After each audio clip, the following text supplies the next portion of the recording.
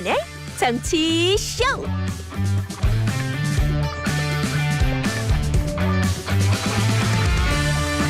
여러분 안녕하세요. 김태현의 정치쇼 김태현입니다. 오늘도 이 얘기죠. 대통령 집무실 이전을 놓고 벌이는 신고 권력 양측의 기싸움. 대선이 끝난 지 오늘로 2주째인데 워낙 이슈가 많다 보니까 한 2달은 된 것 같습니다.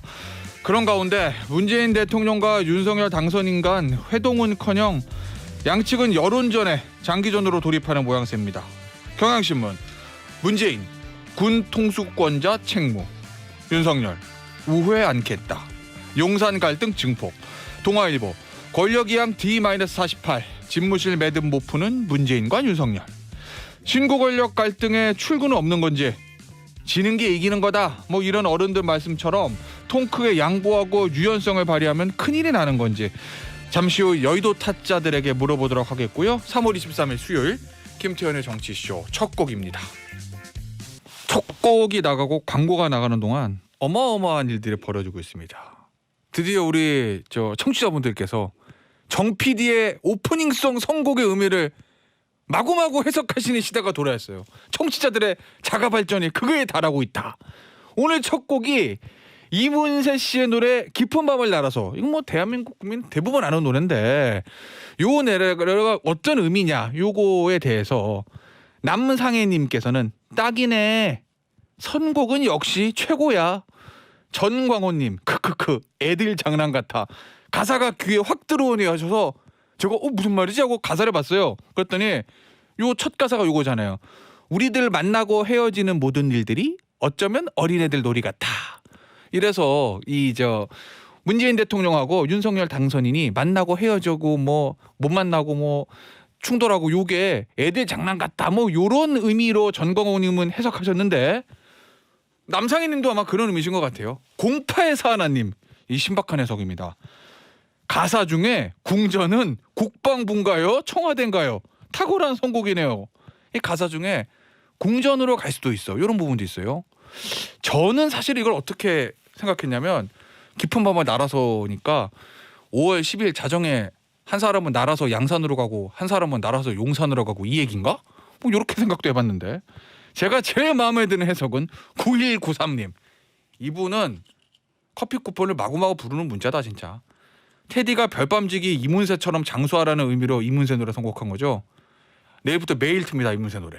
네, 이문세 씨가 한 20년 하셨을 거예요. 매일 이문세 씨 노래 틀 겁니다. 정답은 2853님. 김태현의 정치쇼 꼭 챙겨 들으며 하루 운행 활기차게 시작합니다. 정치쇼 들으면 왠지 기분이 좋아져요. 항상 응원합니다. 이문세의 깊은 밤을 날아서 신청합니다 하셨어요. 우리 정 PD가 이게 깊은 뜻을 부여하는 사람이 아닙니다. 그냥 신청곡에 들어와서 그냥 틀었을 뿐이라고 합니다. 오늘은 그게 맞는 것 같은데요. 지금 제가 문자를 소개해드린 요 분들께 사랑과 감사의 마음을 담아서 남상혜님, 정광호님, 0841님, 9193님입니다. 그리고 신청해주신 분이 2853님 커피 쿠폰 보내드리고요. 9193님하고 2854님은 2장. 왜냐하면 9193님은 저의 장수를 기원해 주셨고 2854님은 53님 신청곡을 보내주셨으니까 2장 드릴게요. 김태현의 정치쇼 참여 방법은요. 휴대폰 문자 샵 1035는 단문 오시면 장문 100원 들고요. 고릴라하고 유튜브는 무료입니다.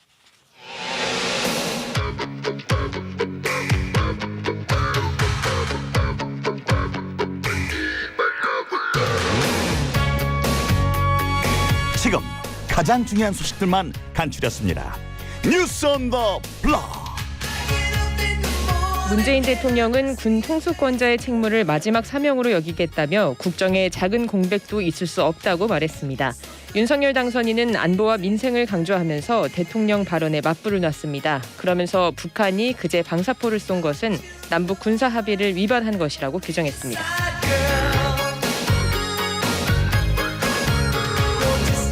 집무실 이전 문제를 놓고 국회에서는 국방장관이 출석한 가운데 여야의 치열한 공방이 이어졌습니다. 군 당국은 당선인 측의 이전 계획이 너무 급하다는 점에는 동의하면서도 청와대가 우려하는 안보 공백과 관련해서는 작전 대비 태세에 문제가 없다고 답했습니다.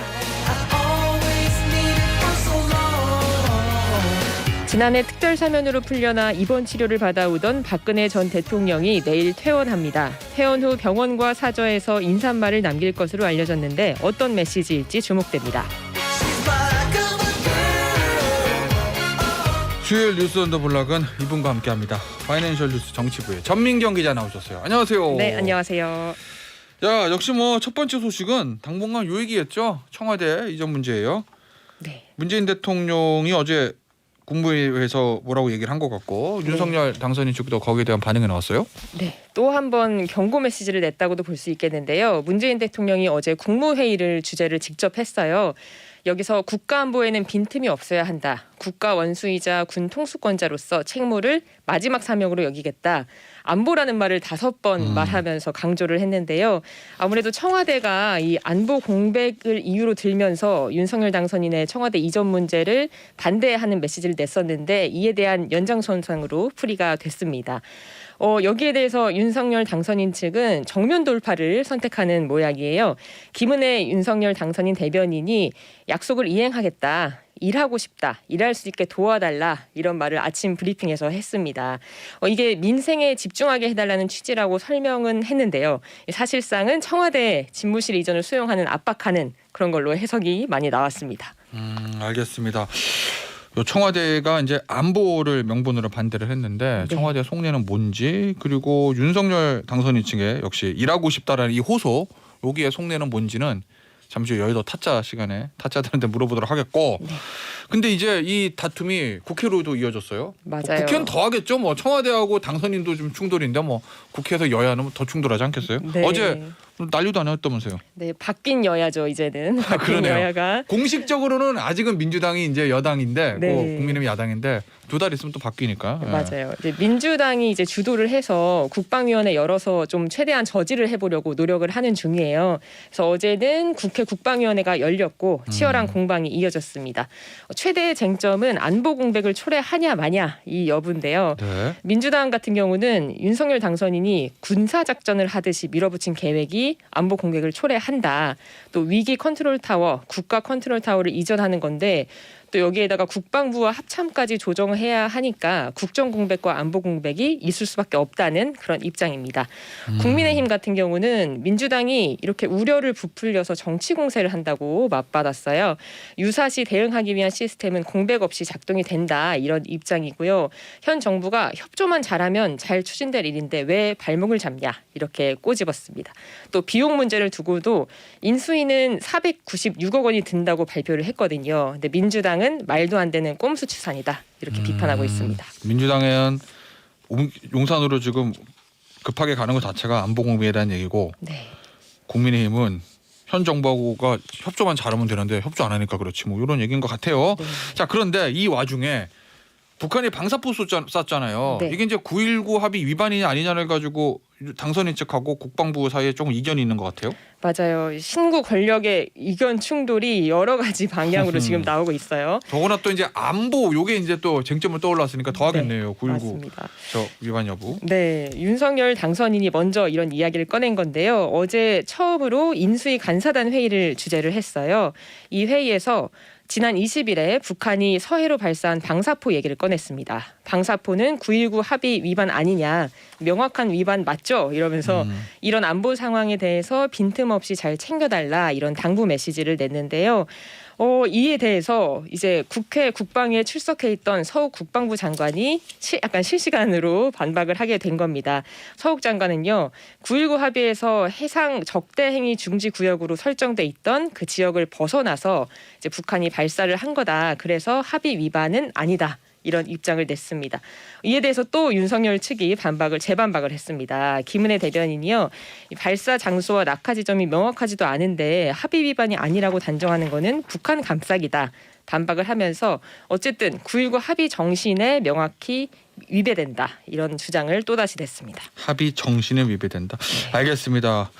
요 얘기는 여기서 마무리하도록 하겠고 아마 윤석열 당선인 측에서 이 문제를 크게 좀 부각하고 좀 세게 들고 나온 거는 역시 뭐 청와대에서 용산 이전을 안보를 명분으로 반대하는 거 여기에 대한 대응 전략이겠죠. 네.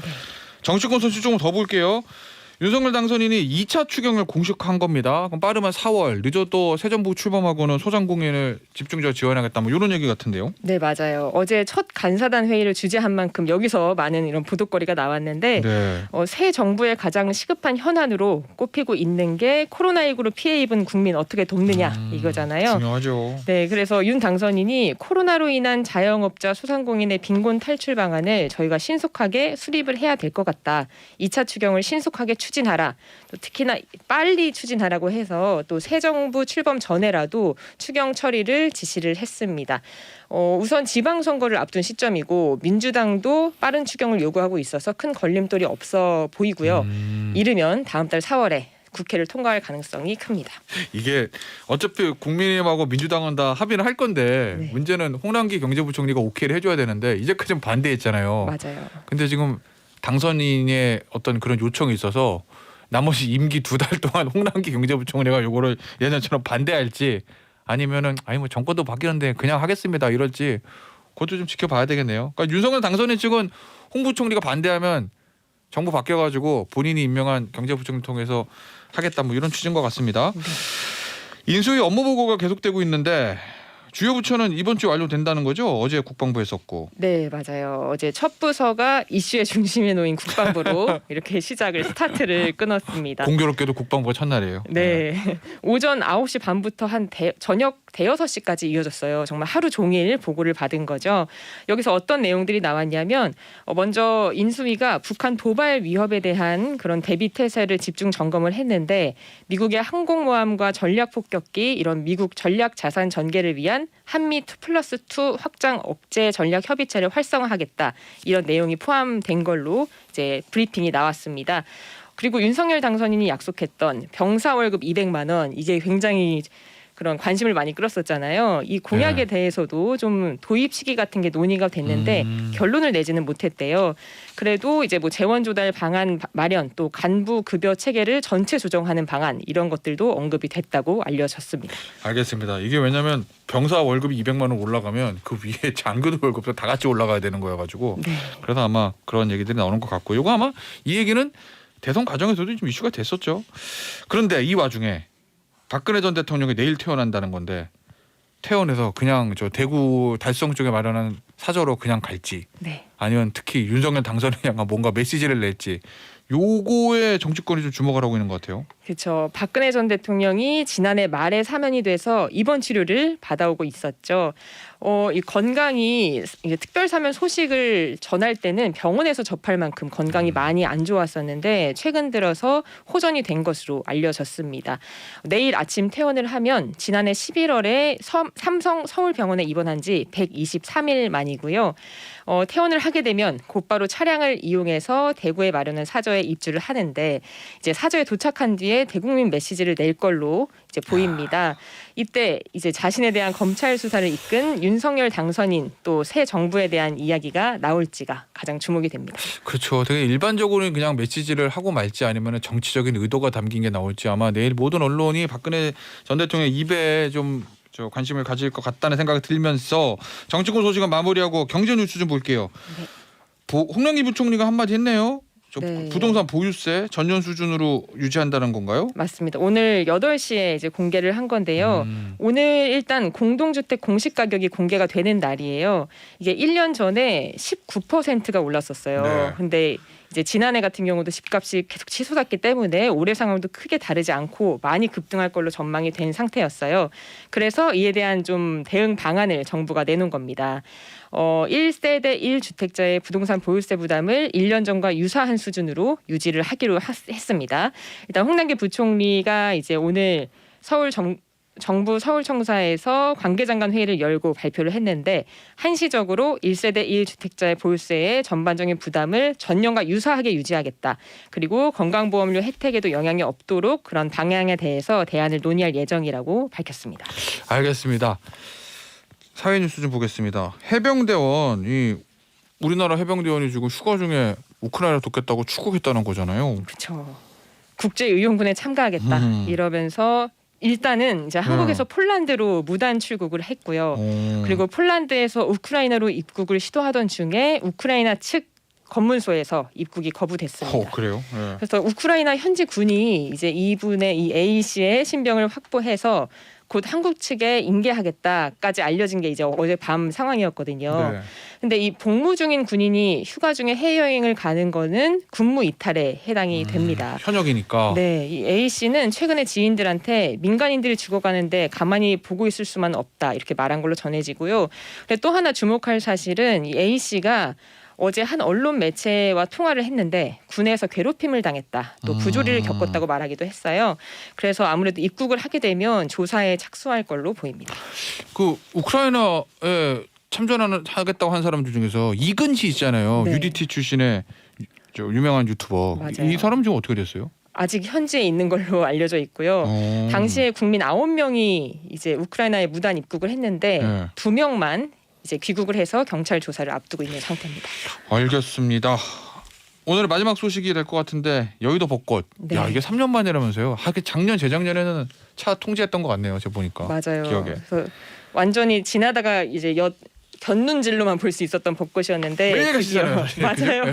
여의도에 매일 가다 보니까 네. 3년 만에 시민들에게 열리는데 다음 주인 31일부터 4월 8일까지 열립니다. 네, 참고하시면서 벚꽃 구경하시면 좋을 것 같습니다. 서울 시내 벚꽃이 제일 좋은 데가 여의도 윤중로랑 잠실의 석촌호수 주변인데 맞아요. 석촌호수 주변에 그 벚꽃 축제라고 그럴까요? 그것도 올해는 또 많이 다닐 수 있다고 하더라고요. 네, 원래는 네. 석촌호수도 입장을 막았었는데 올해는 열립니다.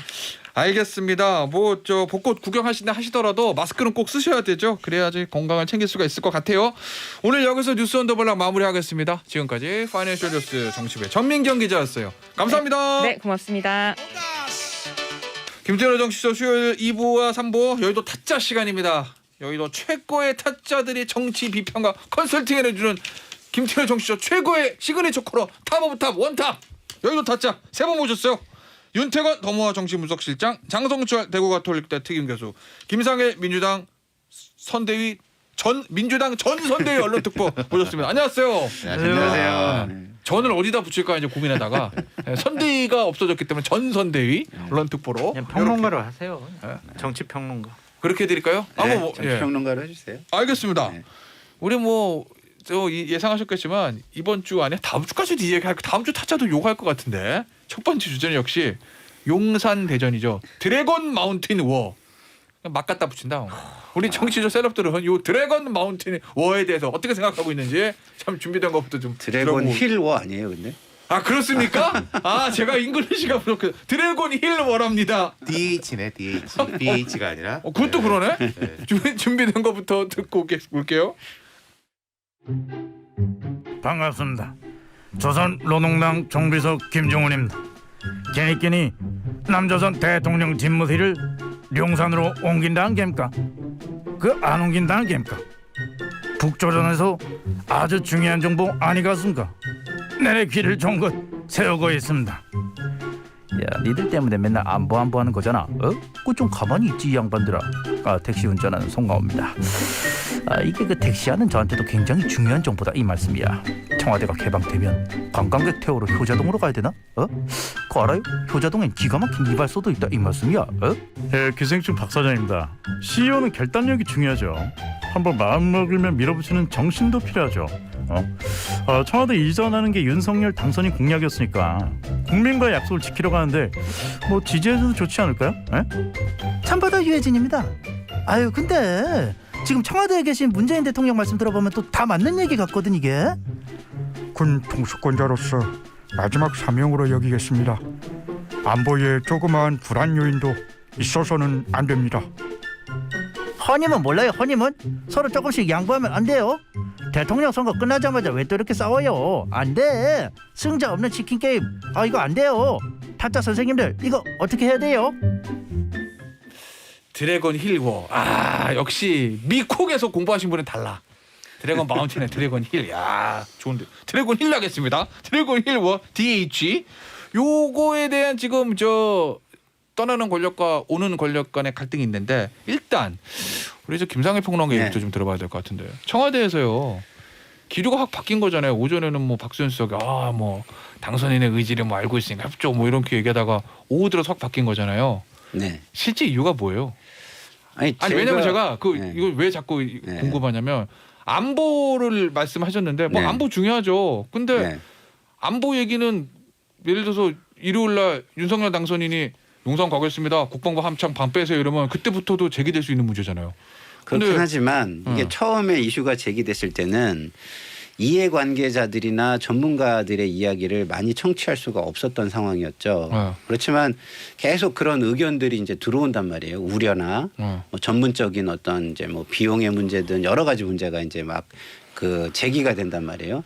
그런 걸 이렇게 얘기를 딱 듣다 보니까 아 이게 지금 나의 임기에서 하기에는 좀 약간 무리가 있는 부분이 아닌가 이런 생각이 든 거죠. 그러니까 이게 뭐냐면 영어를 썼으니까 계속 영어로 가면 will not가 아니라 cannot예요.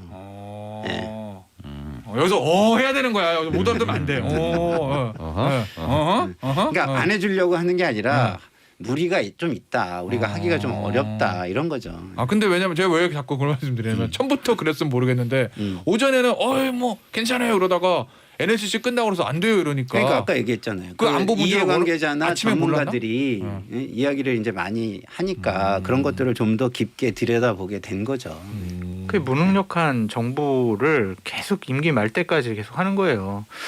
그러니까 용산으로 이전하겠다라는 게 대략 3월 15일 날부터 공론화가 됐는데 그러고 나서 3월 20일 날 윤석열 당선인이 가겠습니다 확정하고 나서 그때 그 다음 날 회의를 통해서 이거 안 되는데 이게 지금 청와대가 할 일입니까? 국가 안보를 한치의 빈틈없이 한다면서요. 그러면은 용산이 검토됐을 때부터 청와대에서는 야 이게 무슨 문제점이 있나 다 취합해가지고 당선인 측에 연락을 해서 우리가 검토해보니까 이런 문제점이 있다. 그러니까 이거 좀 심중하게 생각을 했으면 좋겠다라고 하는 게 현재 아니, 그렇게 권력의 얘기하면 당선인 측이 훨씬 무능한 거죠. 현재 왜냐면 권력의 이쪽은 나가는 쪽이니까 기본적으로는 선의를 가지고 바라보게 되는 거예요. 처음에는. 그게 선입니까 지금? 왜 도와주려고 하는 게 선이지 그러면은 그게 선의가 아니에요? 지금 온갖 지금 막말을 해대고 있잖아요. 지금 막말은 제가 볼 정권한테. 때는 지금 국민의힘이 더 한 것 같고. 그것도 맞는 말이네. 근데 이런 건 있어요. 서로 막말하고 청와대는 막말을 안 하는데 민주당 쪽에서는 좀 막말을 많이 하는 것 같아요. 엄청 많이 하고 있지. 예. 뭐 그거는 좀 윤호중 아닌 것 같아요. 취임덕에다가 예. 뭐. 정치인들이. 예. 그 예를 들면 윤호중 윤호중 원내대표도 그렇고 뭐 중진의 의원들도 그렇고 현역 의원들이 좀 너무 이렇게 거친 말을 쏟아내는 것은 그거는 이제 선거를 위한 걸로 보이잖아요. 그러면 취임덕 이런 표현. 예. 저는 일단 이 부분은 양비론을 할 수밖에 없는데 윤석열 당선인 측에서 이렇게 국가 대사를 6일 만에 결정을 해서 옮기겠다라고 확정한 것은 상당히 부적절하다, 성급하다, 조급하다. 이것은 제대로 된 검토가 이루어지지 않았다. 그리고 앞으로 나올 여러 가지 부작용, 갈등, 혼란 제대로 파악하지 못한 상황에서 당선인이 너무 강한 의지를 표현하니까 그냥 밀어붙이기로 하고 있다. 이건 잘못됐다. 민주주의 나라에서 이런 식의 의사결정 시스템은요 상당히 비민주적인 행태를 보였다라고 비판하지 않을 수가 없는데 일단 이제 논의 단계를 지나갔어요. 결정은 났어요. 대통령 당선인이 하겠다고 했어요. 그러면은요 한치의 안보의 틈도 보이지 않고 부작용을 최소화하는 방법으로 그 뜻을 뒷받침해줘야 되는 게 저는 현재 권력이라고 봐요. 왜냐하면은 수차례 얘기했잖아요. 원활하게 인계하겠다. 더 좋은 정권 이양하겠다. 그리고 모범적인 정권 이양하겠다라고 했잖아요. 지금 모습은요. 방해하는 것밖에 안 보인다라는 생각이 듭니다. 아니 근데 잠시 두 분의 의견이 너무 충돌돼서 우리 윤태곤 시장을 정리해 주셔야 돼요. 그러니까 이제 정리하자면은 이런 거 아니겠어요? 졸속적으로 용산이라는 이야기가 나온 거는 맞고 그건 뭐 팩트이고 근데 갑자기 민주당이 막 이제 안보가 뭐 한치에 뭐 이것도 있으면 안 된다라고 하는 것도 사실 조금 웃겨 보인다. 앞서서 이제 우리 코너에서 그 이야기 나왔잖아요. 예컨대 그 북한이 방사포 쏜 거 가지고 그 청와대 쪽에서 그랬어요. NSC 안보장관 회의를 왜 갑자기 하냐 그러니까 아니 뭐 그것도 있고 해가지고 뭐 하는 거야라고 이렇게 이야기를 했어요. 근데 이제 방사포에 대해 가지고 이쪽에서는 지금 인수위하고 이쪽에서는 도발이다. 그러고 이제 국방부하고 이쪽에서 그거는 뭐 북한이 알아서 한 거지 도발이 아니다라고 하고 있으니까 이게 뭔가 핀트가 안 맞는 것들이 이제 분명히 있고 제 생각은 그래요. 50일 만에 안정화시킨다는 거는 말이 잘 안 되죠. 그러니까 이런 뭐 안보 시스템 같은 거 NSC 시스템을 안정화시킨 건 말이 안 되는데 근데 그 이전 해가지고 일을 못 할 거냐? 아니 예를 들어 지휘소 훈련도 하고 대통령이 해외 순방도 가기도 하고 뭐 지방에 양산에 사저에 쉬고 계실 때도 있는데 그때도 일이 다 돼요. 그 우리나라 정도 되는 규모의 나라에서 그게 뭐 전화가 연결이 안 됩니다. 그건 이제 말이 안 된다라고 저는 생각을 합니다. 그러니까 이게 양면이 다 있는 것인데 뭐 저희가 여기 제 생각에는 우리가 여기서 이게 뭐 맞냐 안 맞냐 보다는 약간 다른 방향으로 이야기해 보는 게 좋지 않을까. 지금 민주당의 딜레마는 이런 거 아니겠어요? 힘이 없으면은 편해요. 무슨 말이냐면은 힘이 없으면 편하다. 결사 반대한다. 근데 우리를 이렇게 밟고 갔습니다. 여러분 저 무도한 저들을 심판해 주십시오 하면 되는데 야당이 많이 쓰는 프레임이잖아. 힘이 있어. 의석이 170석이 넘고 청와대에서 진짜 예비비 처리 안 해주면은 꼼짝도 못해.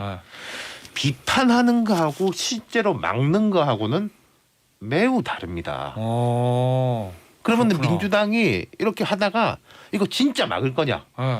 청와대하고 손잡고 거기에 대해 가지고는 참 되게 어려운 문제인 거죠. 지방선거가 걸려 있으니까. 지방선거도 그렇고 뭐 지방선거뿐만이 아니라 그럼 이제 문재인 대통령이 5월 10일부터 퇴임 대통령이 되는 거예요. 정상적인 전직 대통령이 되게 우리나라에 오랜만에 생기는 거잖아요. 그렇죠. 그럼 이제 이분이 형 권력하고 대척하는 상징으로 이렇게 서고 그런 거가 좋냐? 저는 그거 별로 안 좋다고 생각하거든요.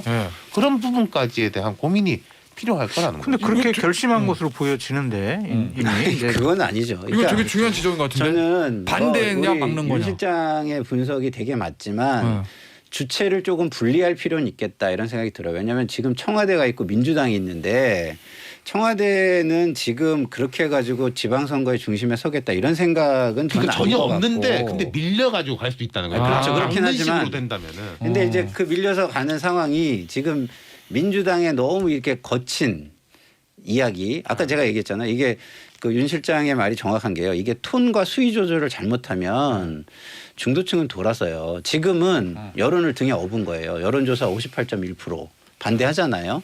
등에 업었을 때 이거를 아주 그 세심하게 예? 잘 끌고 가야지 이걸 갖다가 등에 좀 업었다고 해가지고 또 막 강공 드라이브로 간다. 그러면 제가 볼 때는 역풍으로 윤 실장 그 분석처럼 역풍으로 이어질 수도 있겠다. 그러면은 두 분 말씀 제가 좀 종합해서 해석을 해보면 청와대는 정말 안보 때문에 걱정돼서 그런 것 같은데 민주당에서 더 세게 나가고 막 거친 말들이 나오고 이런 거는 지방선거를 염두에 뒀다 이렇게 해석해도 돼요? 좀 그래 보이는 측면이 있죠. 근데 그게 더 나가면 그냥 합리적 반대가 아니라 국정 발목 잡기가 되면 역풍 불 거다. 그러니까 이런 이 귀결이 여야가 헷갈리는데 이제 앞으로 야당이 될 야당과 전 정부의 반대에도 불구하고 밀어붙였다로 귀결이 되느냐? 강력한 의지를 보였는데 야당과 전 정부가 출범하기도 전에 발목 잡았냐? 막았다. 발목 잡았다 하고도 약간 다르죠. 막았다 하고 발목 잡으면요. 발목 잡아도 끌고 가는 경우가 있는데 그러니까 막는 거죠. 아예 못하는 거. 로 귀결이 되느냐는 매우 다를 것이다. 그렇겠죠. 네. 지방선거 이게 이기고 있으니까. 교도소 담장 걸어가는 거랑 똑같은 거예요. 이쪽으로 떨어지면 교도소로 들어가는 거고 이쪽 왼쪽으로 떨어지면 이제 사회에서 그 화려한 네온 사인을 보는 거고 그런 거죠. 자, 우리 장성철 교수 예측 타임 한번 갑시다. 두 분이 그렇게 말씀하셨잖아요. 이게 야당의 반대에도 합리적인 반대에도 불구하고 밀어붙이는 여당이 될 거냐? 아니면 야당이 막아가지고 여당의 의지가 관철이 못된 거로 규결이 될 거냐? 어느 쪽이 될 야당이 거냐? 어디고 여당이 어디? 민주당.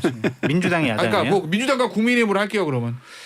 민주당 같은 경우에는 반대할 수밖에 없어요. 반대할 수밖에 없다. 지금 이 상황과 관련해서 너무 많은 말을 뱉어놨고 윤호중 비대위원장이 이거는 결사적으로 반대하겠다, 막겠다라고 얘기를 해놓은 상황이지 않습니까? 그게 내가 아예 못하게 윤호중 하겠다고. 위원장의 그때 워딩을 봤는데 결사의 자세로라고 말을 했어요. 그러니까 지금 자세히 보면요. 반대한다인 거고 하지 마라인 거고 우리가 못하게 한다까지는 안 나왔어요. 아직 자세히 보면은 그 워딩에 미묘한 차이가 있는 거예요. 그러니까 장성희 소장 말씀하신 대로 민주당 계속 반대할 거예요. 근데 그 반대하는 거를 넘어서서 진짜 안 돼. 라고 할 거야. 민주당 힘이 있단 말이야. 청와대하고 민주당이. 그렇게 갈 거냐? 그냥 반대하는데 우리의 반대를 무릅쓰고 니들이 해버렸어? 로 갈 거냐? 예비비 같은 건 선집행이긴 하지만 차후에 이제 추후 승인을 받아야 되는 부분이 있거든요. 그 부분에 대해서도 국회에서 압도적인 의석을 갖고 있으니까 안 해준다면 그 이후에 집행이 상당히 어려울 수가 있을 것 같고 나중에 되면 국무총리 인준이라든지 장관 인사청문회에서 전혀 협조를 안 할 것 같아요. 그럼 새 정부가 출범 자체가 이거는 전론 발휘될 수밖에 없어요. 그럼 지방선거 누가 유리해요? 그러니까 이 부분이 결국 이게 상당히 지방선거 어려운데 걸려서 더 꼬인 거 아닌가? 그러니까 예를 들면은 이거죠. 프레임 전쟁인데 아니 도대체 새 정부가 일하려고 하는데 왜 자꾸 발목을 잡어? 저기 저당 진짜 심판해야 돼라는 프레임으로 갈지 아니면 야 윤석열 대통령 처음부터 저렇게 민주적으로 안 하고 여론 무시하고 소통한다면 소통도 안 하고 야당과 협치도 안 하고 국민 통합시켜놓는다고 하면서 지금 지지층 반으로 딱 갈라놓고 이거는 제대로 된 리더십이 아닌 것 같아. 이거 견제해야 돼. 이렇게 나오면은 지방선거에서 국민의힘이 어려울 수도 있죠. 어느 쪽으로 갈 것 같냐. 그러니까 예측 타임 그러니까. 그걸 해야죠. 예측. 지금 분위기에서는요. 저는 국민의힘 견제하자라는 분위기가 더 많이 나올 것 같아요. 김상훈 특보는. 그러니까 저도 지금은 명분이 민주당 쪽에 있다고 봐요. 지금은? 그래서 이걸 잘 다뤄야 된다. 왜냐하면 아까 얘기했잖아요. 여론조사에 납득하지 못하는 국민이 너무 많은 거예요. 납득할 만한 설명을 안 해주니까. 설명이 없어. 네. 그게 문제예요. 설명. 그리고 지금 청와대나 이런 데는 좀 전에 이제 재정 얘기를 하셔가지고 제가 또 재정을 많이 아니까 말씀을 드리면 이게 청와대는 많이 양보를 하려고 노력하는 게 뭐냐면 예비비라는 게요. 요건이 있어요. 요건. 뭐 있죠?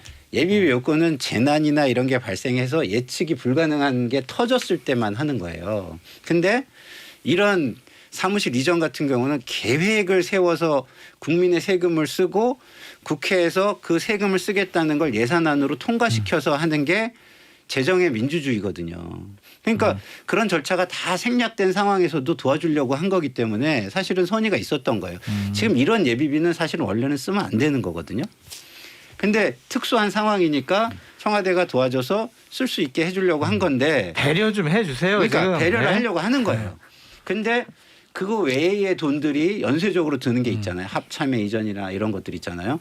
그런 것들은 훨씬 큰 문제를 양산할 수 있고 그런 것들이 국민에게 충분히 설득이 되고 그래야 되는데 그런 게 없이 막 가다 보니까 현재까지는 많은 국민들이 이거 너무 무리하다. 알겠어요. 조금만 더 얘기를 하면은 그러니까 여론이 윤석열 대통령 당선인에게 좀 불리할 수가 있는데 만약에 5월 10일 날 진짜 청와대가 개방이 돼가지고 많은 국민들이 가서 구경도 하고 언론에서 와 청와대 이렇고 등산도 이래요 하면서 좋은 분위기로 몰고 가면 당선인은 통일동에서 근무하고 그런 모습 보이면 또 국민의힘이 유리할 수도 있겠죠. 그래서 어떻게 알겠어요. 자 윤석열 실장 가정이요. 내가 윤석열 당선인이야 지금. 생각만 해도 좋네. 우리 윤종훈 장관 내가 참모야. 같은 윤 씨로서. 빈서실 정무 정무실장 1팀장 뭐 이런 거야. 야 태곤아. 비슷해요? 안 비슷해. 이거 어떻게 해야 되냐? 통일동. 이런 뭐라 그래? 통일동이 아니라 용산 어떻게 해야 되냐? 가야 되냐 말아야 되냐? 그럼 뭐라 그러실 거예요? 그렇게 그럼 가야죠. 간다고 했잖아요. 근데 지금 문제는 이거 아닌가? 어떻게 했는데 이제 좁혀지는 거예요. 반대하니까 자꾸 청와대에서 그러니까 5월 10일에 가느냐? 그렇지. 아니 뭐 한 몇 달 있다 가느냐? 그 그쵸. 둘 중에 하나인 거지. 용산 뭐 안 가요? 가는 거지. 그럼 언제 가야 되냐고요?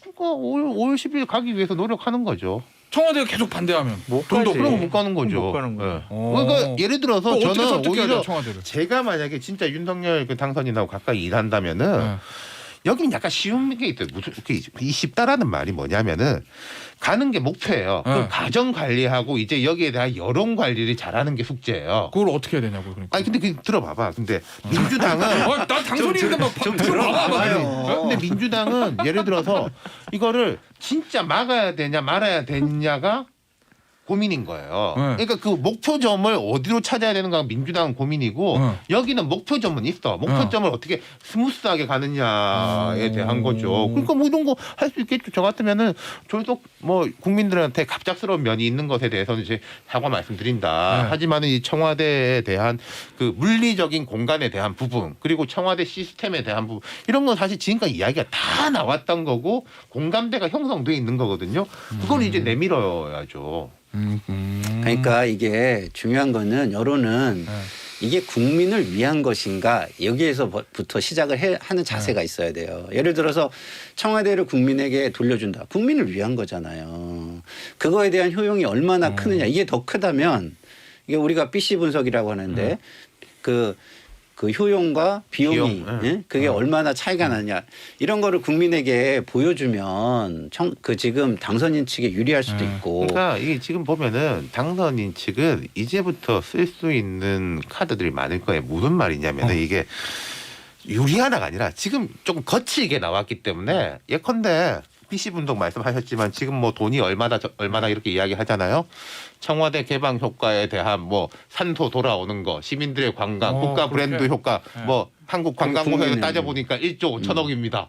뭐 그런 거 내면 되는 거야. 그리고 실제로 그때 윤석열 당선인이 얼핏 이야기했지만은 경복궁 지하철역에서 딱 내려가지고 경복궁을 거쳐서 그 뒤에 이제 북문이 있어요. 신무문인가로 해가지고 청와대로 들어가가지고 청와대를 쭉 거쳐서 북악산까지 간다라고 생각해보자. 제가 청와대 출입 기자여서 저는 실제 가봤는데 진짜 좋거든요. 그렇게 가보면은 뭐 이거의 편익이 뭐 1조입니다. 할 수 있는 거잖아. 네, 예를 들어서 이런 거예요. 이명박 전 대통령이 된 그 결정적인 게 뭐예요? 청계천이잖아요. 잠깐 쉬었다가 더 재밌는 얘기 나올 것 같아서 3부에서 좀 해볼게요.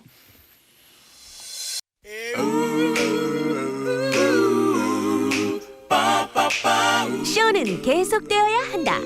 김태현의 정치쇼.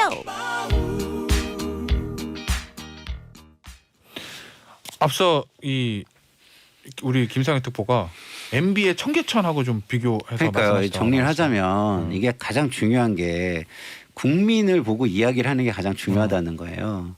그래서 MB 때 청계천은 그쪽에 생계를 하는 분들이 엄청나게 많았잖아요. 그래서 굉장히 분쟁이 발생할 수 있는 공공 갈등의 상징이 될 수 있는 사업이었어요. 그런데 어떻게 설득을 했냐. 영상을 아주 멋있게 만들어서 청계천이 이렇게 바뀝니다. 이렇게 바뀌면 여러분의 삶이 이렇게 바뀝니다. 이런 식으로 해가지고 국민을 향해서 홍보를 하고 국민을 설득하고 그리고 이해관계자들한테 공무원들을 너 하루에 몇 명 이상씩 꼭 만나 이렇게 할당을 줘가지고 만나서 접촉하게 하고 그래서 그게 결국에는 이명박 대통령이 탄생하게 되는 원동력이 돼요. 그러니까 이것도 아까 장성철 소장 잘 얘기했잖아요. 그것처럼 국민에게 이게 도대체 뭐가 좋은지 어떤 이익이 있는지 비용 대비 이런 좋은 점이 있다. 이런 걸 얘기하면 지금의 58.1%의 반대가 현격하게 줄어들 수도 있죠. 뭐 여론조사는 따질 필요가 없다. 이렇게 얘기하는 건 지도자가 할 얘기가 아니에요. 그게 여론조사가 줄어드는 걸 보면서 이게 설득이 되고 있고 자 이렇게 여론이 변하고 있지 않냐 이렇게 그렇죠? 얘기를 해야지 58.1%가 엄연히 있는데 그러면 지금 이게 25% 차이예요. 찬반이. 그러면 당시에는 0.73% 차이로 당선이 됐잖아요. 네. 그럼 나중에 이런 얘기도 나올 수 있어요. 야, 김상현 특보 인수위에서 전화 올 것 같은데. 그래서 뭐 하라고? 모르고. 청계천 때 보면 그래요. 제가 뭐 그때 정말 젊은 기자였는데 지금도 젊지만은 사실은 서울시에서 추진할 때 그때 이제 열린 우리당하고 청와대에서 반대하는 사람들 많았어요. 뭐 환경의 명분도 있지만 이거 뭐 MB 좋은 짓 시키는 거다라고 했는데 노 대통령이 통 크게 내가 볼 때도 좋다. 그거 고가도로 걷어내고 협조해 주세요. 라고 해서 쫙쫙쫙 풀렸거든요. 그래서 그 처음 개통될 때 MB 서울시장이 노 대통령 모시고 가가지고 좋습니다라고 되게 이제 아름다운 풍경으로 갔었죠. 알겠습니다.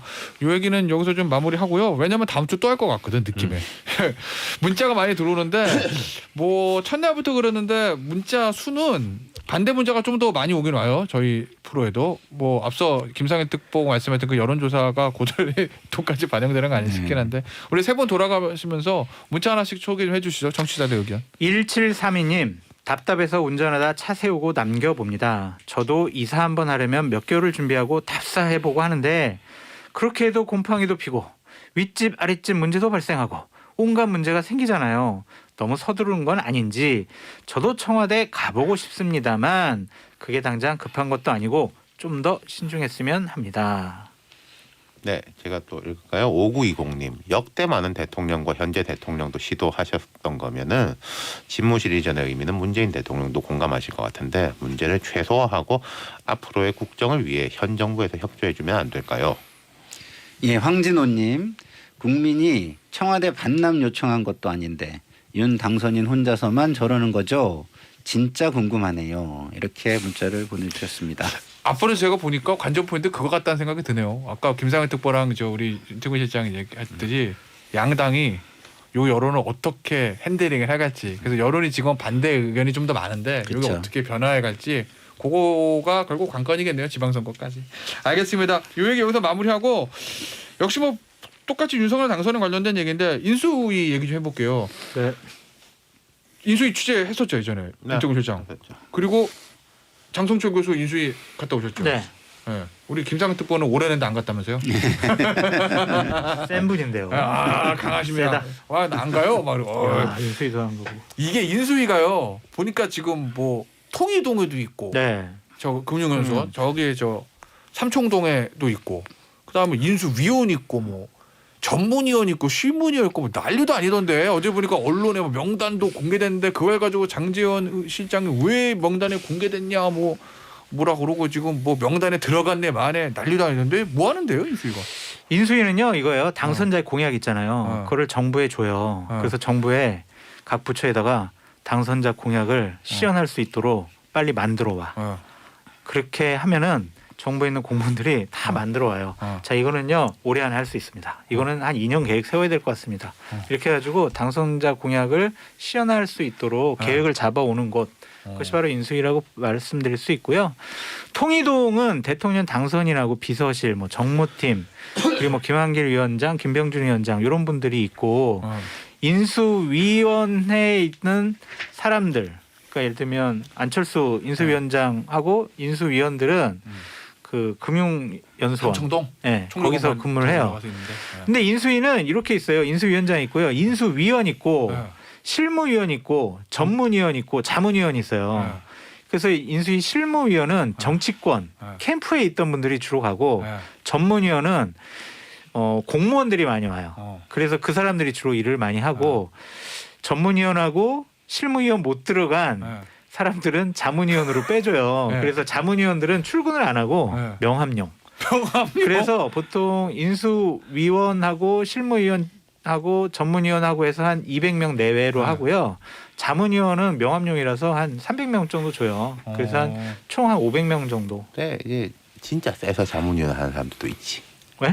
진짜 세서 자문위원 하는 사람들도 영향력이 있지. 있어서.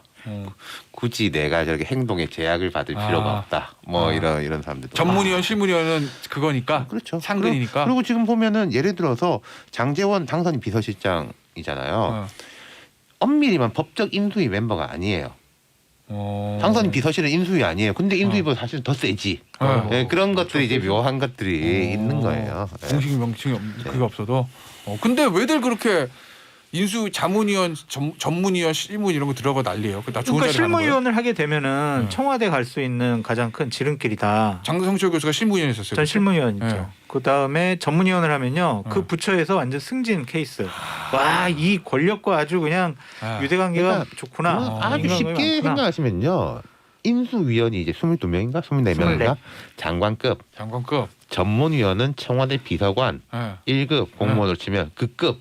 이제 실무위원은 이제 행정관 내지는 이제 그 부처에서는 국장으로 올라갈 수 있는 그 급이라고 보시면 돼요. 그렇구나. 그래서 지금 인수위에 들어가고 그냥 난리구만. 그럼 명단에 누가 들어갔다 빠졌네. 뭐 마지막에 엎어졌네. 난리도 아니야. 난리도 아닌. 그래도 항상 정권에 받겠다 막 이러는구나.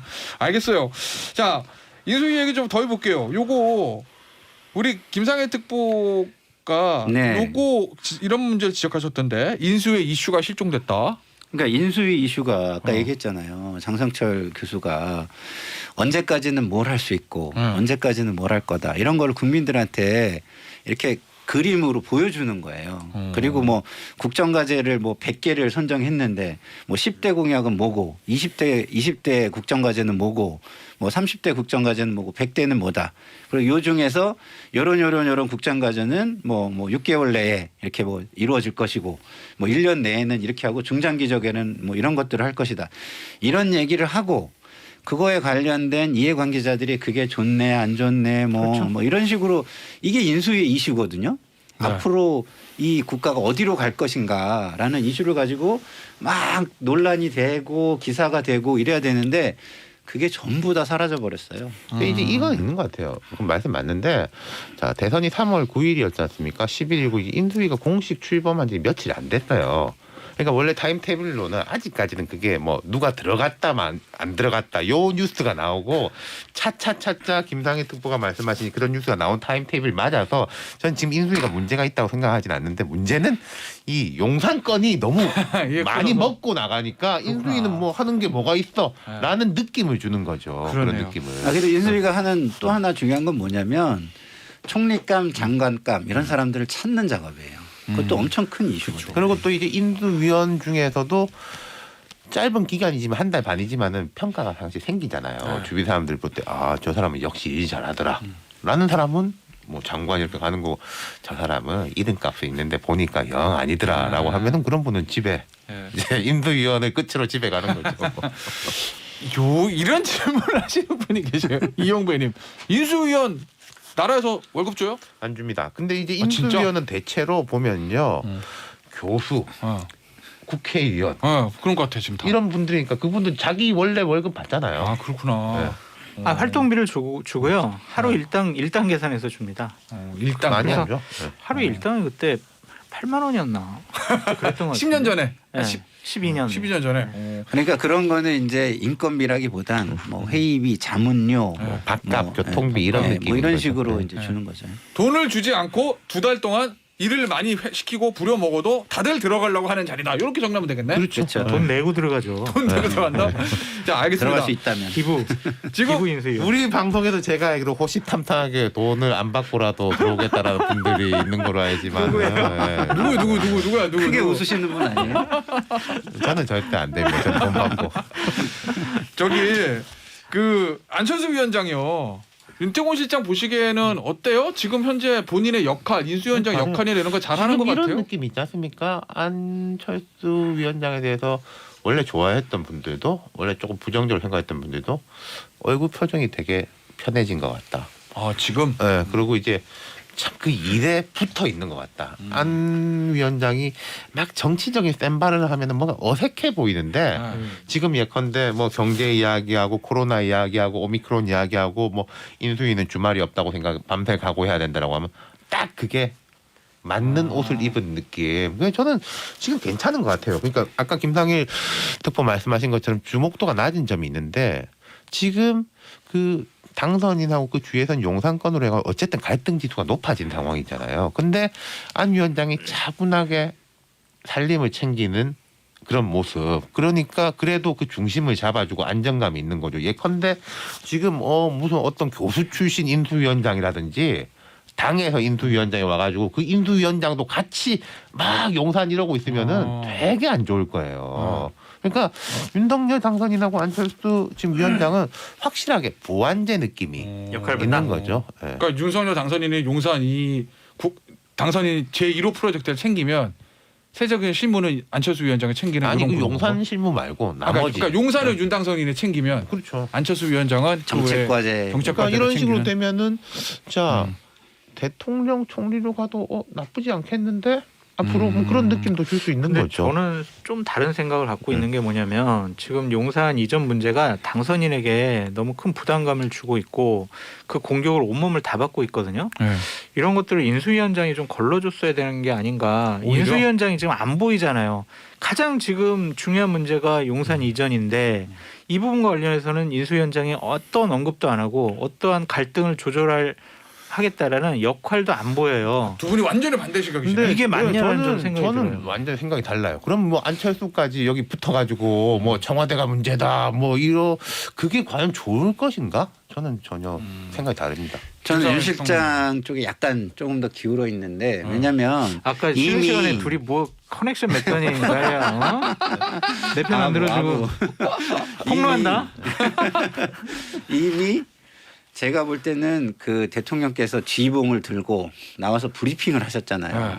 그래서 인수위원장이 끼어들면 윤 실장 말대로 거기에 올라타서 이렇게 그냥 보조하는 정도의 말을 하는 건데 인수위원장이 뭐 본인이 이렇게 브리핑하고 주도하고 여론을 끌고 나가는 것도 아닌데 그거보다는 할 일을 챙기면서 하는 것이 좀 더 국민을 위해서도 낫겠다. 저는 이런 생각 들어요. 그러면 제 생각은 대통령께서 브리핑을 직접 하시고 대통령 당선인께서 빠지고 그다음에 이제 보다 더 큰 아젠다를 던짐으로써 아니 왜 당선돼가지고 보름 동안 계속 왜 용산 문제만 얘기해 이런 비판으로부터 좀 벗어나야 되는데 그러한 비판의 화살을 온몸으로 혼자 담았는 것은 안 좋다.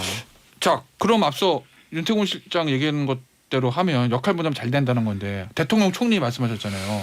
안철수 위원장의 총리를 직행할 가능성이 높다고. 그러니까 이거는 뭐 안 위원장 본인의 의사도 중요하겠죠. 임명권자 중요. 네, 그러니까 물론 임명권자 의사하고 두 사람의 의지가 합쳐져야 되는 거죠. 임명권자 대통령이 취임한 이후에 우리 안 위원장께서 일도 참 역시 잘하시고 총리 맡아주셨으면 좋겠습니다라고 했는데 싫은데요? 라고 하면 어쩔 수 없는 거잖아요. 네. 저는 뭐 다른 계획이 있습니다라고 하면 어쩔 수 없는 거니까 그건. 그거보다는 오늘 아침에 그 권성동 의원 아침 인터뷰 한 라디오 방송에서 제가 들었는데 그 국민의힘 쪽에 견제가 엄청날 것 같다는 느낌이 들었어요. 저는. 왜요? 계속 요직만 하셔서 되겠냐 잠깐 쉬셔야지 뭐 이런 취지의 얘기를 하시더라고요. 그런 얘기했어요? 네. 아, 권성동 의원 안철수 위원장에 대해서. 그러니까 저는 그런 것도 안 위원장한테 나쁘지 않아 보여. 그렇지.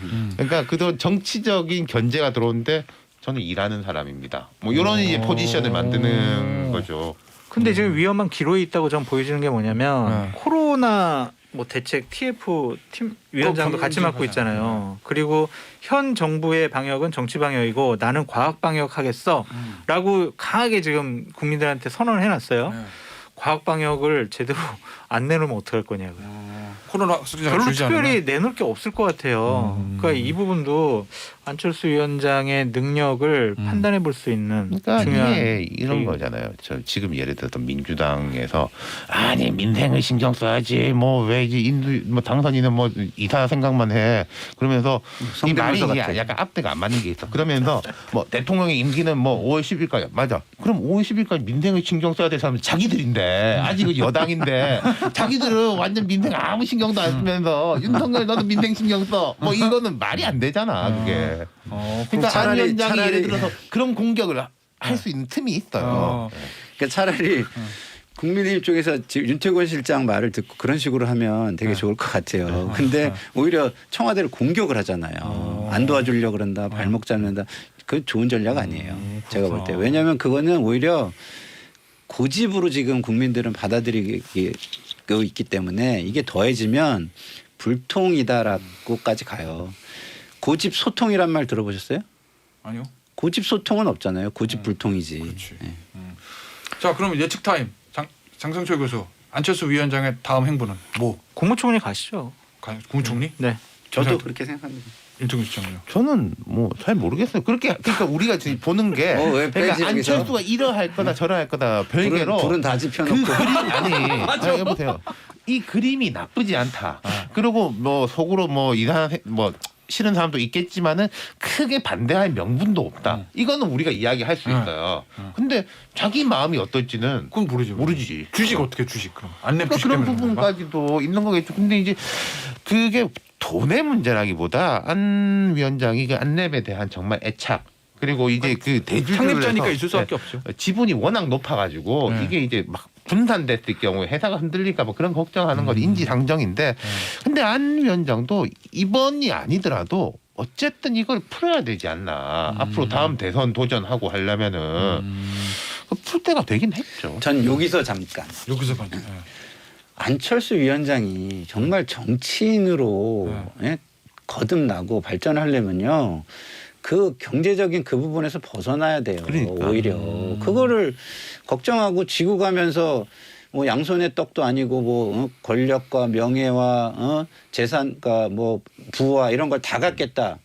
그럼 망하는 거예요. 그러니까 지금 예를 들어서 안래대 총리 못했다. 이 프레임은 되게 안 좋은 프레임이죠. 안 하더라도 뭐 다른 이유 때문에 나는 안 했다로 가야 되는 건데. 저 주식 팔기 싫어서 안 간다고 할 거면 이건 안 된다는 거구나. 그럼 정치 끝이죠.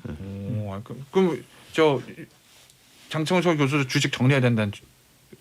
당연히 백지 신탁 하면은 6개월 아닌가 60일 아닌가 다 팔게 돼 있지 않아요? 근데 그 제가 볼 때 백지 신탁 해가지고 그것을 백지 신탁 위원회입니까? 뭐 그 위원회에서 정리해 주는 경우가 별로 없는 것 같아요. 그래서 뭐 굉장히 유명무실한 것 같아서 이번 기회에 법상 돼 있잖아 그렇게.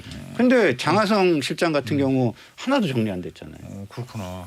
그리고 이제 근데 여기는 워낙에 상장 주식이래 가지고 그런 사람들이 있었어요.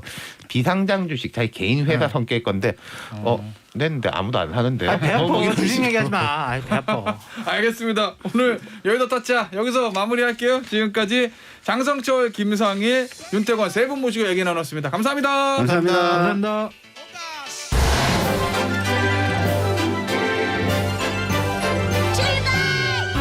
어서 오세요.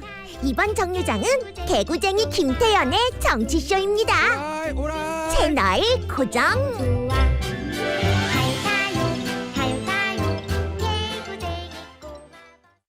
김태현의 정치쇼 수요일 4부 뉴스 없는 시간에 돌아왔습니다. 두 분 모셨어요. 대한민국 최고의 스포츠 평론가 이종훈 평론가, 오늘의 스페셜 게스트 이데일리의 이성무 기자 모셨습니다. 안녕하세요. 네, 안녕하세요.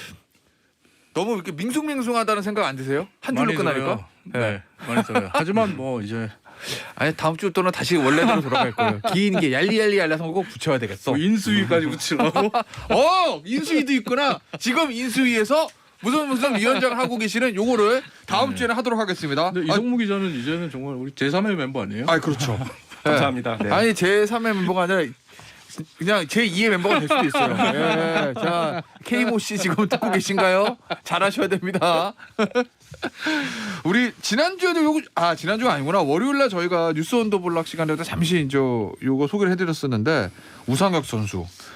근데 이 필드 경기에서 금메달 딴 거는 처음이죠. 사상 처음이죠. 메달 자체가 처음입니다. 메달 자체가. 그러니까 경보에서 우리나라 그 대구에서 옛날에 세계 선수권대회 열렸잖아요. 그때 우리나라 김현섭 선수라고 6등을 했었는데 그 위에 3명이 금지 약물 때문에 판판이 날아가면서 나중에 동메달을 딴 게 있는데 이게 유일하게 세계 선수권대회에서 메달 딴 거거든요. 근데 우상혁 선수가 트랙앤필드에서, 그러니까 경보는 도로 경기니까 트랙앤필드에서는 최초로 메달을 딴 겁니다. 우상혁 선수 같은 경우는 주니어 시절에 세계 주니어 육상 선수권 대회에서도 대한민국 사상 최초로 메달을 딴 적이 있죠. 근데 보니까 이게 이분이 이 우상혁 선수가 짝발이고 단신이라던데. 그럼 신체적으로 사실은 육상 선수하기는 안 좋은 신체 아니에요? 키가 작다기보다 아주 장신이 아니고 발이 좀 이렇게 좀 짝발이라고 하면? 그러니까 높이뛰기 선수로는 작은 키. 그리고 짝발은 어릴 때 이제 교통사고를 당하면서 그 오른발이 왼발보다 10cm가 작아요. 오른발이? 네, 그러니까 왼발이 275mm, 오른발이 265mm. 그러니까 10cm가 아니라 10mm가 차이가 나는 거죠. 이게 육상 선수로는 대단히 심각한 그 핸디캡이거든요. 그러니까 달리기 할 때 균형이 안 맞으니까 속도를 낼 수가 없죠. 그죠. 근데 이제 높이뛰기라는 종목 특성상 이게 핸디캡이 조금은 상쇄가 되는 거예요. 그러니까 높이뛰기가 비스듬히 달려와서 한 발로 점프를 해서 발을 넘는 종목이잖아요. 그렇다 보니까 상대적으로 이 짝발이 조금 덜 영향을 받는 거죠. 하지만 100m는 이제 똑바로 가야 되는데 다리가 짝발이면은 아무래도 불리할 수밖에 없는 거. 그래서 이제 우상혁 선수가 어렸을 때 이 종목을 선택한 것도, 높이뛰기를 선택한 것도 그 이유라고 할 수 있어요. 원래는 그 달리기 종목을 선택했어요. 원래요? 원래는 달리기 종목을 하고 싶어 했고 그걸 선택했는데 생각보다 이제 그 기록이 잘 안 나오고 하니까 주변에 이제 지도자분이 높이뛰기를 권유했고, 근데 이제 높이뛰기를 하면서도 본인 스스로가 야, 이게 얼마나 다행스러운 일이냐. 디딤발을 다친 게 아니잖아. 그럴 수 있겠다. 이렇게 생각하는 거예요. 그러면서 이제 긍정적인 사고를 가지고 훈련을 하는데 우상혁 선수가 사실 어떻게 보면 이런 신체적 핸디캡을 극복하는 부분에 있어서 우상혁 선수를 예전에 이제 고1 때 제가 그 지도자분 인터뷰를 한 적이 있거든요. 고1 때요? 이미 그때부터 약간 주목으로 대성으로 나왔나 보다. 그러니까 한국 그 높이뛰기의 기대주로 주목을 받았고 뭐 이진택 선수의 기록을 깨는 수 있는 유망주로 이제 소개가 많이 됐었는데 그때 지도자분께서 얘기해 줬던 걸 기억하면 죽어라 연습하는 연습벌레다. 이렇게 연습 많이 하는 친구를 본 적이 없다. 뭐 이런 얘기를 해요. 그러니까 본인 스스로도 굉장히 긍정적인 마인드 할 수 있다는 생각을 갖고 자신감을 갖고 있는 선수가 죽어라 연습까지 합니다. 게다가 이 우상혁 선수가 얼마나 예전에 단독을 했냐면 고등학교 때 본인 스스로가 인터뷰를 하면서 아예 얘기를 했어요. 내가 20대에 선수 생활의 절정기에 나의 목표는 이진택 선배의 2m 34를 넘어서서 한국 신기록을 세우는 겁니다. 실제로 세웠어요, 근데? 세웠잖아요. 도쿄 때.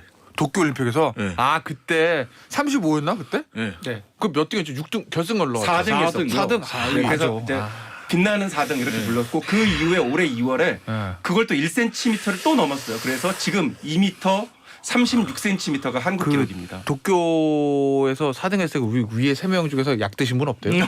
모릅니다 그거. 그거 예. 모르지. 그러니까 알죠. 모른다니까 또 이렇게 네. 누가 하나 또 이제 약힘을 빌리시는 분이 위에서 나오면 싹 올라가는 거죠. 뭐. 대단했다고 저는 기억을 하는 게 우상혁 선수 같은 경우에 보통의 이제 선수들과 좀 달랐다는 느낌이 뭐냐면 보통의 선수는 먼 훗날 내가 이제 이런 기록을 세워야지 뭐 이렇게 목표를 잡잖아요. 근데 이 친구는 예전부터 어땠냐면 다음 달에 내가 얼마를 넘고 그 다음 달에 또 얼마에 도전하고 그리고 올해는 최종 얼마를 넘고 이러면서 되게 구체적이고 구체적이고 현실적인 계획을 수립하고 그걸 위해서 노력하고 그걸 또 하나하나 성취해가고 그러면서 지금의 우상혁 선수가 된 거예요. 그렇구나. 먼 훗날 막연하게 내가 세계 신기록 세울 거야 요거보다 다음 달에 5mm 더 뛰고 그 다음 달에 5mm 더 이렇게 그러다가 뭐 본인 얘기로는 그래요. 그러다가 이제 생각보다 빨리 그걸 뛰어넘게 되면 또 목표를 수정해서 더 잡고 그러다가 이제 보니까 어떤 때는 1년에 뭐 목표했던 걸 한 3-4번 넘어서 더 뛴 적도 있다 이런 얘기도 하더라고요. 혹시 지금 높이뛰기 세계 신기록이 몇 미터예요, 남자? 제가 기억하기로는 지금 2m 41cm 정도로 알고 있는데 정확하지 않습니다. 제가 지금 그러면은 한 40cm 정도 하면은 금메달 따는 거잖아요, 올림픽. 이미 지금은 2m 35cm 이 우상혁 선수가 넘는 이 기록이 세계 최강이에요. 아 그래요? 네. 지금 현재 세계 랭킹 1위가 우상혁이에요. 그러니까 이번 시즌에 이번 시즌에 2m 35를 넘은 선수가 우상혁 선수가 유일합니다. 이번 시즌에? 네네. 35 이상을 넘은 선수가 36까지 넘었으니까 우상혁 선수는. 그러니까 작년 도쿄올림픽에서는 금메달 딴 선수가 더 넘었다는 거잖아요. 그렇습니다. 그때는 2m 35였는데 우상혁 선수가 이제 조금 모자랐죠. 아 그랬구나. 네네. 그 미세한 1cm 고 차이로 갈리는 거구나. 그러니까 높이뛰기는 그 좀 약물을 많이 썼던 그 시절에 2m 40을 훨씬 넘었던 그 이후에는 2m 30대 중반에서 계속 지금 왔다 갔다 하고 1등하는 선수들이. 그러니까 확실히 옛날에 그 약물이 참 대단했던 게 약물의 효과가 대단했던 게 그때 기록이 지금 선수들 사실 또 훈련 뭐 영양이라든지 훈련이라든지 이런 방법들이 훨씬 좋아졌음에도 불구하고 예전에 그 기록들을 넘질 못하고 있어요. 저는 그 높이뛰기 경기 보면 그러니까 넘을 때 카메라로 이 엉덩이 살짝 닿아가지고 다 떨어지고 이런 거 있잖아요. 톡 부딪히는 거. 예, 그거 뭐 아슬아슬하고 그런데. 야 그러면은 유상혁 선수 이대로 가면 아직 나이도 20대 중반이죠. 다음 올림픽 정도면 메달도 기대해 볼 수 있는 거 아니에요? 충분히 기대할 수 있죠. 네, 다음 올림픽이 이제 2년 뒤니까. 아 그러네. 네. 시간적으로 이제 충분히 2년 뒤면 짧기 때문에 더 상승세를 이어갈 수가 있네요. 뭐 그러니까 노화 지금 이런 거 없이. 그러니까 지난 도쿄올림픽 때 메달을 땄던 선수들이 다 30대거든요. 30대 초반이거든요. 네. 그런데 가실 때 됐네. 이제 내려갈 일만 남았어요. 근데 우상혁 그게 선수는 사실은 올 시즌에 지금 2m 35 이상을 뛴 게 우상혁 선수밖에 안 나오는 가장 큰 이유기도 해요. 그렇기 때문에 우상혁 선수는 파리 때는 진짜 전성기에 올라가는 거고 지금 정상에 있는 선수들은 이제 내려갈 일만 남은 거죠. 그렇기 때문에 파리가 더 기대가 되고 있고 기록도 훨씬 더 좋아지지 않을까 이런 생각을 해봅니다. 그 사람들 도핑 아직 안 끝났죠? 자꾸 그저 꽂혔어 저도. 왠지 될 것 같은데? 알겠습니다. 우상혁 선수 올해 현재까지 세계 랭킹 1위라고 하니까 그럼 내후년이죠. 네. 내후년 파리 올림픽에서 금메달 따기를 기대하면서 왠지 저희가 몇 번 더 할 것 같아. 세계 신기록을 세웠습니다. 뭐 이런. 우상혁 선수 지금 본인의 목표가 상향됐어요. 2m40까지. 그래요? 네. 그러니까 이제 지금까지 해온 것처럼 한다면 또 목표를 향해서 한 발 한 발 가면서 그 2m40이라는 바를 넘어설 수 있는 그런 상황이 될 수 있겠죠. 그리고 이번에 이제 우승을 하면서 보여줬던 세리머니. 그 팔짱 끼고 이제 바를 내려다보는. 참 여유 있으니까 그 세리머니라는 게 내가 세계 랭킹 1위다. 내가 우상혁이다. 이런 자신감에서 나왔다고 하더라고요. 네. 알겠습니다. 오상혁 선수 계속 저 세계 신기록과 올림픽 금메달을 향해서 정진하실 것을 기대하면서 축구 얘기 좀 해볼게요. 내일인가요? 이란이랑 서울에서? 서울에서 하죠. 네. 근데 어차피 지금 두 팀 다 진출 확정된 거 아니에요? 그렇죠. 근데 지금 이제 현재로는 이란이 조 1위 그리고 우리가 조 2위죠. 근데 내일 그래도 이미 확정은 됐지만 되게 중요한 의미가 있다던데. 네. 이란인에서 그런가? 조 1위로 올라가게 되면은 확실히 유리한 점이 있어요. 일단 자존심 싸움입니다. 우리가 지금 11년째 이란을 못 이기고 있거든요. 일단 다 필요 없고요. 어차피 뭐 본선 올라갔으니까 이제는 이란 한번 시원하게 꺾어볼 때가 된 거예요. 그런데 마침 우리 안방에서 열리잖아요. 그러니까 굉장히 기대가 큰 거죠. 이번엔 관중도 많일 거고. 그리고 우리가 조 1위를 지금 해야 되는 이유 중에 하나가 뭐냐면 이란이 우리보다 피파 랭킹이 높아요. 21위권이고 우리가 29위권인데 근데 이제 피파 랭킹이 높은 이란을 상대로 우리가 승리를 거두면 여기에 이제 월드컵 최종 예선은 가산점이 붙기 때문에 피파 랭킹 상승을 더 기대할 수 있거든요. 그러니까 우리가 이란을 뭐 제친다가 아니라 이란을 꺾게 되면 피파 랭킹이 상승이 되는데 우리 지금 피파 랭킹이 포트 3와 포트 4 조추첨에 포트 3와 포트 4에서 간당간당해요. 근데 포트 4로 떨어지면 우리 정말 죽음의 조에 들어가거든요. 잘못하면. 그렇죠. 거의 죽음의 조가 거의 확실시 되죠. 그렇게 되면. 왜냐 포트 4 상에서 중번이니까. 그러니까 포트 3에 들어가는 게 목표인데 포트 3 안정권이 되려면 이란을 잡아주는 게 꼭 필요하다. 그래서 벤투 감독도 꼭 이란만큼은 이기고 싶다라는 필승의 의지를 지금 불태우고 있는 거죠. 그렇구나. 그런 또 실리적인 측면이 있구나. 근데 이번에 저희는 베스트 멤버 다 나오죠. 홈 경기 관중 꽉 찰 거고. 그러니까 우리도 코로나19 때문에 몇몇 선수가 빠졌어요. 황인범 선수라든지 백승호 선수라든지 김진규 선수 이렇게 미드필더 쪽에서 좀 많은 선수들이 빠졌거든요. 황인범, 백승호, 김진규. 그러니까 황인범 선수가 빠졌는데 그럼 그 자리를 백승호로 메워야지. 근데 백승호가 빠졌네. 그럼 김진규를 메워야지. 김진규도 빠졌나 이렇게 되면서 사실 미드필더에 이제 정우영 선수하고 다른 선수가 2명이 서야 되는데 한 자리가 빠진 상태예요. 그래서 그게 조금 걱정이 되긴 하는데 정우영보다 약간 앞선에서는 중앙 미들에 빠진 거네. 그러면 포지션상 보면 일단은 그나마 좀 다행인 거는 이란도 주력 멤버들 대다수가 지금 코로나19로 결정할 가능성이 크다. 이런 거죠. 그렇구나. 뭐 보니까 수비 라인들이 이란이 좀 무너졌다 이런 얘기도 있던데. 그러니까 수비보다는 간판 공격수 2명이 공격수들이 안 나오죠. 아즈문 나와요? 아즈문은 나오는데 아즈문은 지금 사실 에이스는 아니고요. 아 그래요? 네네. 아즈문보다 더 잘하는 선수가 있어? 그러니까 메디 타렘이라고 이 FC 포르투갈 리그에서 뛰는 선수가 있는데 이 선수가 포르투갈 리그 득점왕 출신이에요. 그리고 최종 예선에서 이란이 13골을 넣었는데 그중에 4골을 이 타레미가 넣었고 그리고 알리레자 자한바크라는 선수 페에노르트 네덜란드 리그에서 뛰는 선수가 있는데 이 선수가 3골을 넣었거든요. 자한바크. 네. 그러니까 자한바크와 타레미가 이란이 기록한 13골 가운데 7골 절반 이상을 넣었는데 이 두 선수가 원투펀치가 빠졌습니다.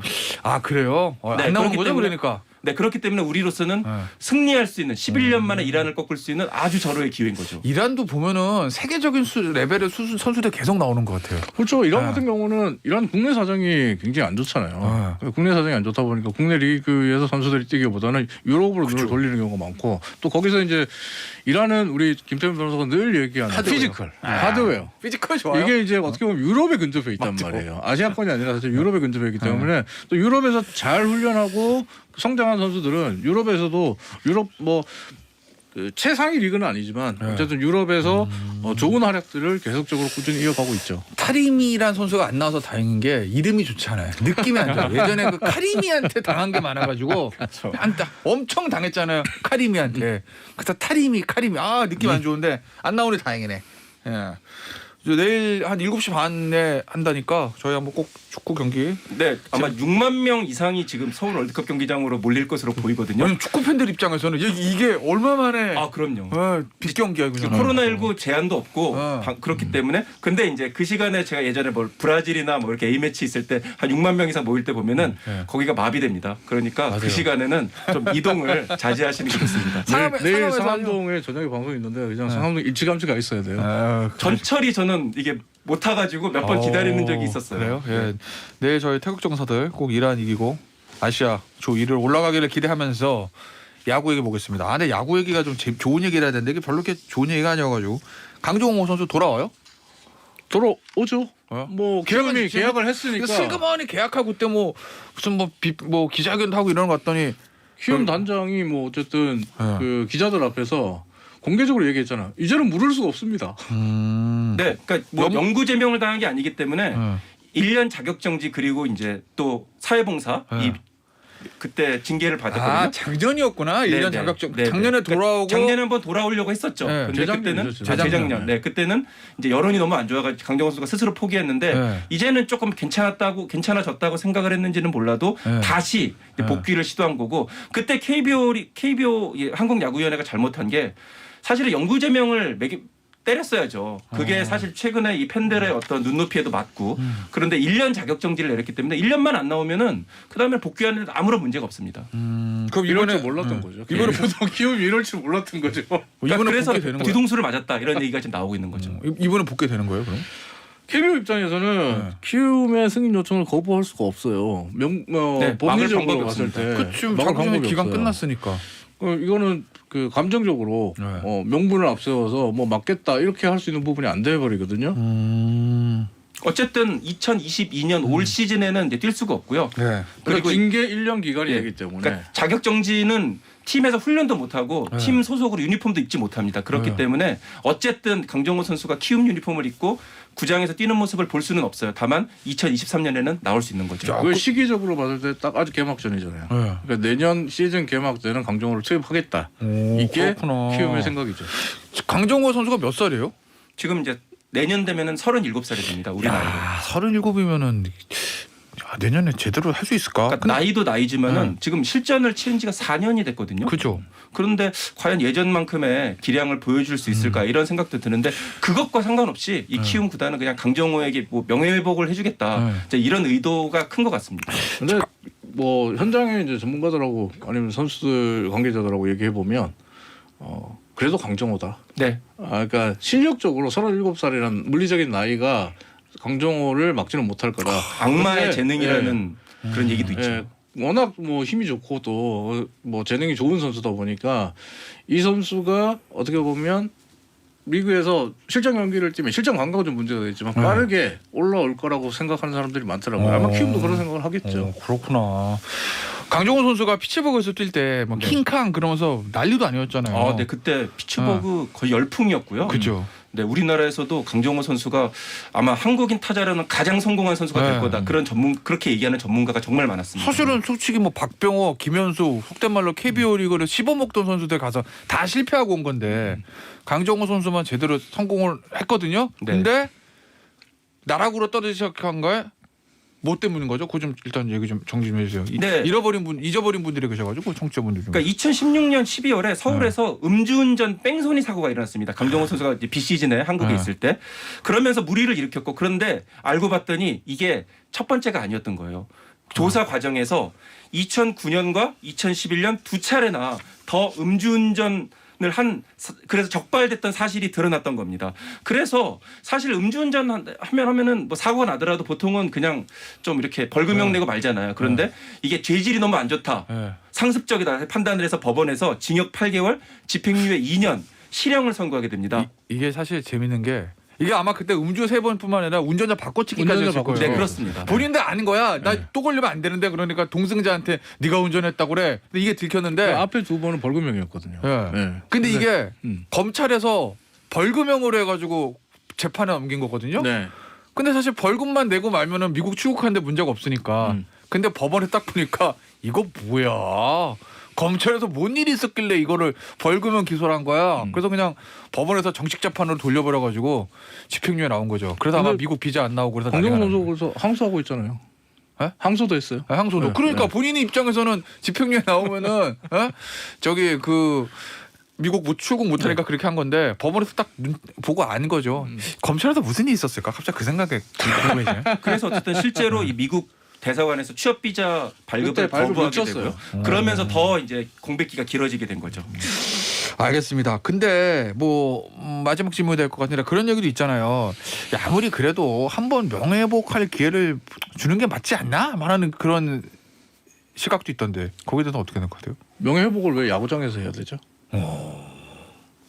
그렇구나. 야구 선수니까 야구로 보답한다? 이게 통하지 않는 세상이잖아요. 강정호 선수가 어떻게 보면 강정호 선수가 키움이 이번 일을 처음 이렇게 복귀를 추진하는 부분을 일을 전 잘못했다고 생각하는 게 뭐냐면 오히려 강정호 선수가 국내에 있으면서 사회봉사활동이라든지 정말 달라진 모습, 자숙하는 모습 그리고 완전히 새 사람으로 거듭난 모습으로 보여줬다면 이런 명예회복을 할 기회를 주자라는 여론이 만들어졌겠죠 오히려. 근데 그런 거 없이 그냥 야구장에서 명예회복하고 싶습니다. 선수생활의 마무리를 잘하고 싶습니다. 갑자기 툭 돌아와가지고. 네. 다른 누군가의 기회를 뺏어가면서. 그러니까 지금 KBO 리그 그 징계 기준으로 본다면은 강정호 선수는 복귀할 수가 없어요. 이거는 영구 제명입니다. 근데 그러니까 지금과도 안 되니까. 네네. 그런데 강정호 선수가 그 사고를 쳤을 때는 이제 그 정도는 아니었거든요. 그러니까 말씀해주신 대로 소급 적응이 안 되다 보니까 이런 상황이 벌어진 건데 그렇다 보니까 지금 선수들과는 형평성이 안 맞는 거예요. 그러니까 물론 뭐 법률적으로나 규정적으로는 이런 게 가능할 수 있겠지만은 사실상 이렇게 심리적으로나 이런 눈높이에는 안 맞는 거죠. 알겠습니다. 오늘 뉴스 오는 시간은요 여기서 마무리하도록 할게요. 지금까지 이종호 평론가 이성부 기자였습니다. 감사합니다. 고맙습니다. 오늘 김태현의 정치쇼는 여기까지입니다. 저 물러갔다가 내일 돌아올 건데요. 끝곡이 있습니다. 우상혁 선수에게 바치는 노래 인순이의 하이어 들으시면서 인사드릴게요. 감사합니다.